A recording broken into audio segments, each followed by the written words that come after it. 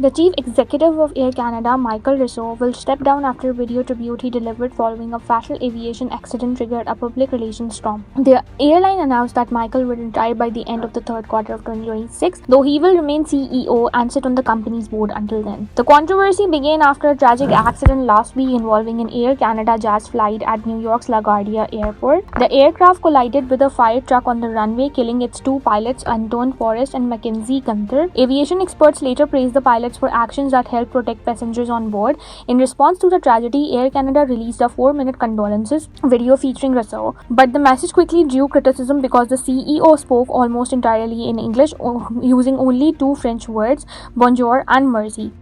Hello, bonjour. I'm Michael Rousseau, President and CEO of Air Canada. Today is a very somber day at Air Canada.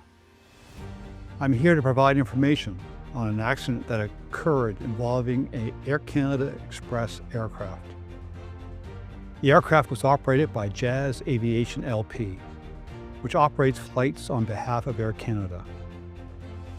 First, and most importantly, I want to express our deepest sorrow for everyone affected. Our efforts are focused on the needs of our passengers and crew members, along with their families and loved ones. We know this is a difficult day for everyone, including all of us at Air Canada. We know that there are many questions, but at this early stage, we do not have all the answers, as the circumstances are still being assessed. However, I do want to share the information I have at this time. The event happened at LaGuardia Airport after Air Canada Flight AC-8646, operated by Jazz Aviation, a CRJ 900 aircraft traveling from Montreal to New York, had landed. Flight AC-8646 was carrying 72 passengers and 4 crew members, for a total of 76 people on board. We now know that the captain and the first officer were killed in this accident. We are deeply saddened by the loss of 2 Jazz employees, and our deepest condolences go out to the entire Jazz community and their families. We are working with the authorities to confirm the number of injuries and if there are any other fatalities. We are actively working with all relevant authorities on emergency response efforts. The Air Canada Special Assistance Team has been activated to assist our customers and their families.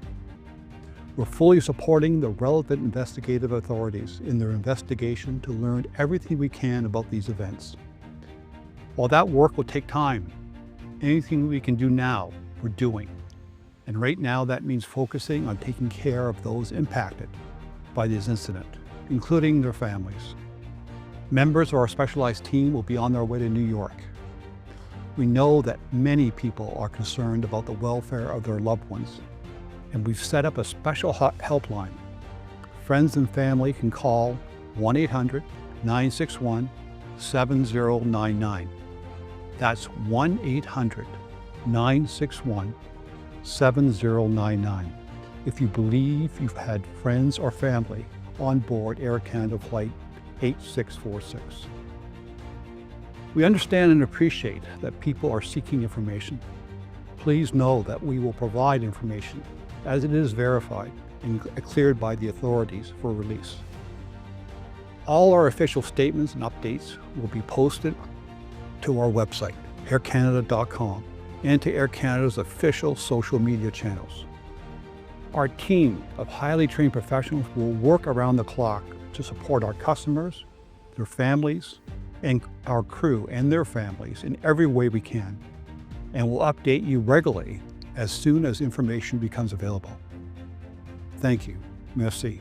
The issue struck a nerve in Quebec, where Air Canada is headquartered in Montreal and where French is official language of the province. Under Canada's Official Languages Act, Air Canada must provide services and communications in both English and French. The airline's own internal policies also require public communications to be bilingual. The backlash quickly spread across politics and social media.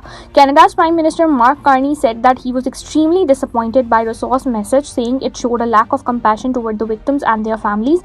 Within days, Rousseau issued a public apology. He said that his inability to speak French has diverted attention from the tragedy itself and apologized for the controversy. Despite years of language lessons, he admitted that he could not adequately express himself in French. The issue is not new. Back in 2021, Rousseau faced criticism after delivering a major speech in Quebec entirely in English despite living in Montreal for more than a decade. At the time, he argued that Montreal's bilingual environment meant that he did not necessarily need to learn French, comment that triggered strong backlash in the province. Following the latest controversy, the Office of the Commissioner of Official Languages received more than 2,000 complaints. In Quebec's legislature, lawmakers overwhelmingly passed a motion calling for Rousseau to resign.